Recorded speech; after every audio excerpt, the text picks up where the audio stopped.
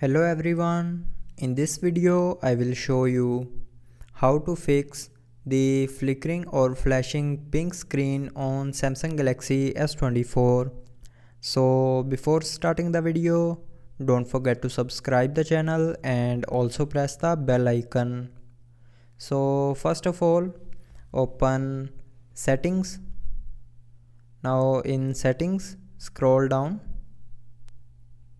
and here click on developer options.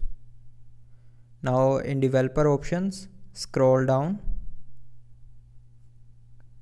and here in drawing section you will see a show surface updates button.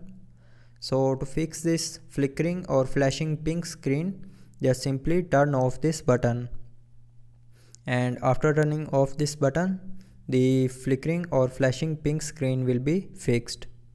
So now you can see it is fixed. So that's how you can fix flickering or flashing pink screen on Samsung Galaxy S24. So I hope you liked the video. Thanks for watching.